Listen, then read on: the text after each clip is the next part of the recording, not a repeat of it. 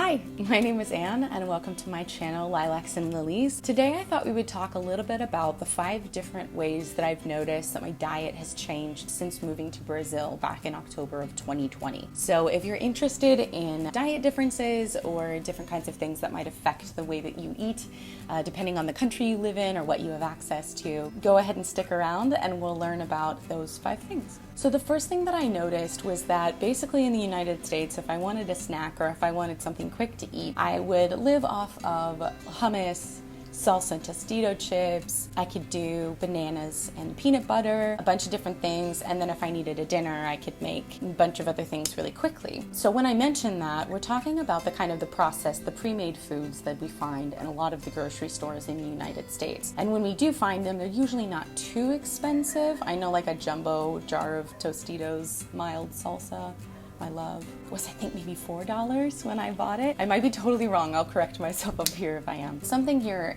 living in Bahia, particularly in Salvador, I'm in the capital, so I have pretty good access to things, but things like pre-made pesto, pre-made tomato sauces, pre-made hummus, and even things like chips or veggie sticks or things like that. Those kinds of processed things that actually we do consume a lot in the US, at least from where I'm from, isn't available here. And if it is available, it's actually more expensive than buying fresh produce. Now I realize that depending on where you grew up, you might have access to fresh produce being cheaper, but for me, I feel like a lot of the time, the difference between the processed foods and the fresh produce weren't so drastically different that I was actually given the want to make my own. What I notice is that I'm actually eating a lot more whole foods based while I'm living here. So what do I mean by that? Basically, when we look at whole foods, there's a lot less processed items or there's a lot more control over what's going into your food. One of the biggest examples that I notice are things like hummus, pesto, tortilla chips, even just tortillas in general. A bunch of these things that we actually use, at least I used a lot in my diet, are not here, and if they are, they're quite a bit more expensive. So we notice a lot of the things that I would just buy in the US, the comparable price to me having to make it on my own or buying at the store is kind of comparable, I guess, from where I'm from. And here it's drastically different. If we want to get a processed item like that, even something like tahini can be quite expensive. So things like peanut butter, a lot of different things like that. So I've actually become a lot more whole foods based because if I do want those items, I actually have to make them on my own. And when we do that, I actually end up with quite a bit more control over what goes in my diet. And I tend to eat a lot more fruits and veggies. And when we look at that, that actually brings me on to my number 2. So something about the fruits and veggies that I'm eating here is actually that we're a lot more affected by seasonal goods, seasonal produce, because what's being imported here could be what's here locally, or it's what they're able to import fresh. We see, at least in Kansas growing up, I would be able to buy basically any kind of veggie frozen. So we'd have frozen blueberries, frozen strawberries, frozen peas, frozen cauliflower, frozen broccoli. And these are all really awesome, affordable ways to be able to get fruits and vegetables into your diet. However, here, it's actually not as common to find frozen fruits and vegetables. We actually end up buying a lot of them fresh, and we need to be able to cook those quickly, or we also end up eating very seasonally because of that. What is available over the year is much different depending on if we're talking about the winter time or we're talking about the summertime. So I think I'm eating a lot more produce because it's a little bit more affordable than maybe some of the processed, but also because of the frozen veggies that I would normally buy in the US. They're just really expensive and the packages are really quite small. So I think that on top of eating more whole foods, I'm also eating a lot more fresh whole foods. Now, as a caveat, that does not mean that all of a sudden I'm eating fresh fruits and vegetables every day and I'm like, the ideal, no. But if we're comparing it to how I was eating, I think that it's just a little bit different in that format. And the fruit here is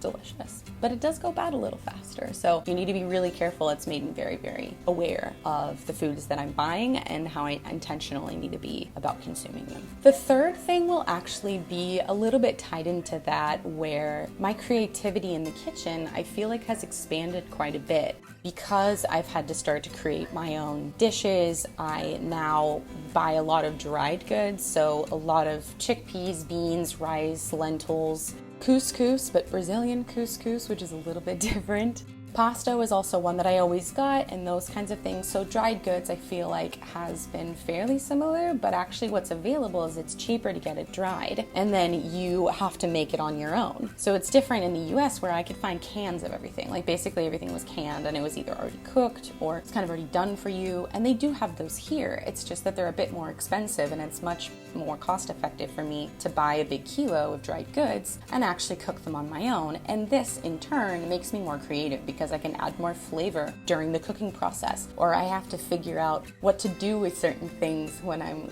low. But what I love is that when we're looking at seasonal eating, I have to create based on what I have on hand. And then with the dried goods, I'm able to save them for a longer period of time if they're stored correctly. And I can really combine those two to create different kinds of foods. I think also my perspective on food has changed quite a bit. Obviously living in a different country, the different kinds of recipes and the different kinds of staples that we have in a Brazilian kitchen versus maybe what you might see in an American style kitchen, which obviously can vary as it would here. You know, everybody's going to be a little different depending on where they're from in the US or where they're from in Brazil. But like Baiano kitchen staples are quite different than maybe my Kansas kitchen staples. So with that kind of creativity, I'm able to really combine the Brazilian cooking, Brazilian more local produce, and then also that inability to really have a lot of processed goods. And so having to create that on my own.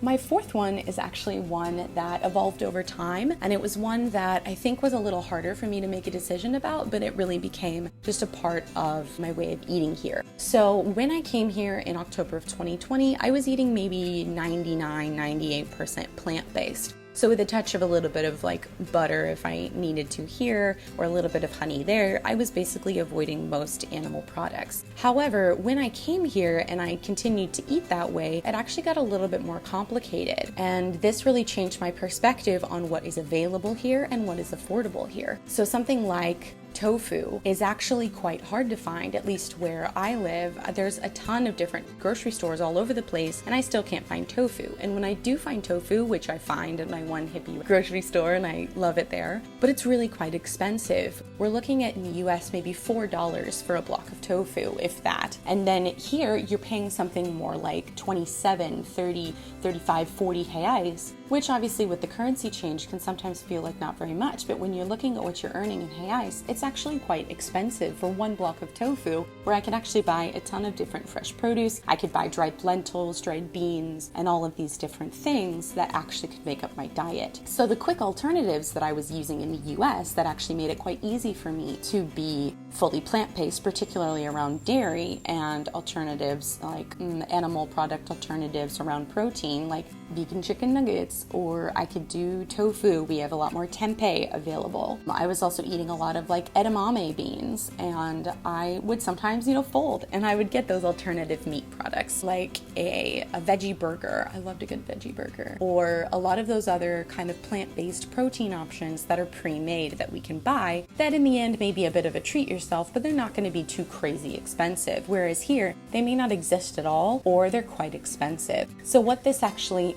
kind of led me to do is I went a little bit back to eating more vegetarian. So I consume eggs and a little bit of dairy as well. And I also sometimes will eat some fish. So it's more of a pescatarian, but like I'd say 80% vegetarian, 20% pescatarian. But I still haven't consumed any meat because of personal choices. So that's one of the things that I noticed, and that does lead me into my fifth point. My fifth point is around sustainability. So one of the reasons why I went kind of plant-based in the beginning was because of sustainability. We see a lot of statistics encouraging us to reduce our red meat consumption, our land meat consumption, our dairy consumption, all these kinds of different things. And I really became a part of that conversation. And it was something that was very hard for me when I started looking at possibly shifting back over to a more vegetarian diet when I came here. But what this really shows me is that when we talk about plant-based, when we talk about vegan maybe, it's a very interesting discussion to have because it's very dependent upon where you grew up. It depends on what access you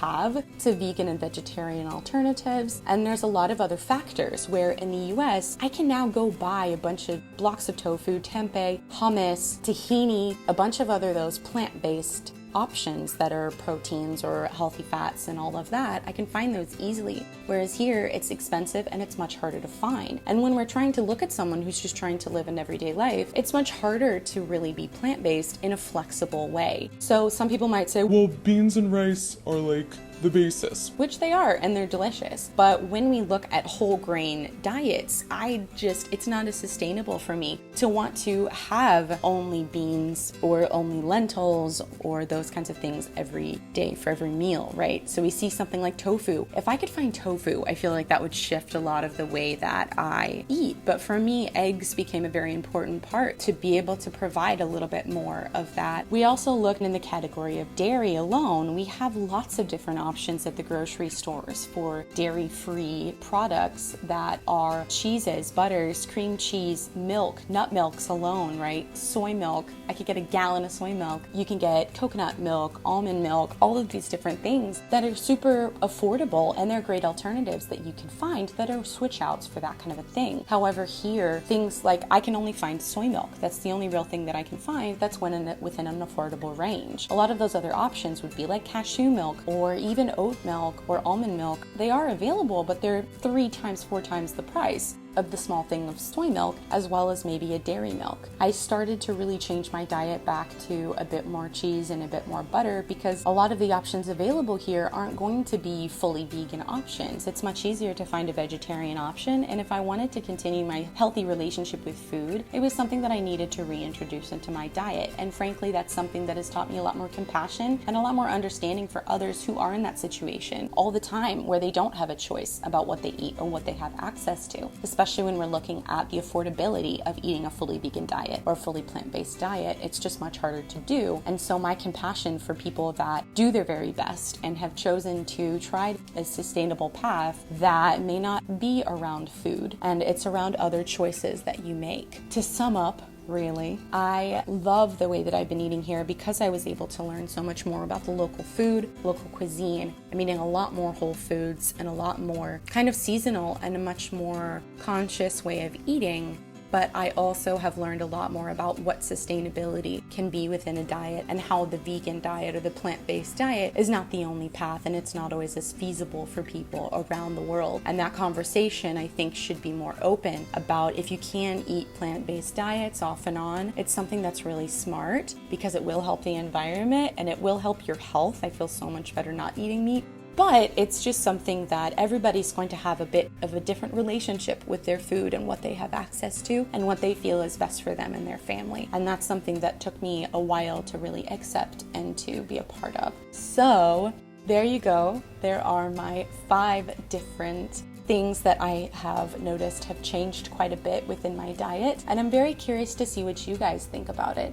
If you are from Brazil, or if you know someone who is from Brazil, I'd be interested to see your perspective on maybe in different cities what the availability might be of those kinds of vegan and vegetarian options. And if you aren't, I'm interested, what do you think about sustainability of diets and those choices that are made? And just kind of let me know how you feel about it. If you like this discussion, it's not really one that I normally have, but I really wanted to see what other people thought about it and to show some perspective on sustainability, how it's not always the same choice, and how wonderful it is to be able to have a different perspective and to live in a different place that I normally would never have been able to feel the way that I do and to learn what I have learned if I hadn't gone somewhere else. And I also have some other videos talking about sustainability and some of the things that I do to try to lead a little bit more sustainable lifestyle. I hope you enjoy this video, and go ahead and give it a like if you like it, and I'll see you in the next video. Bye guys.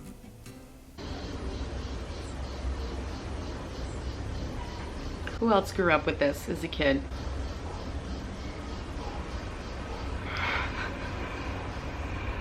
Cicadas, man.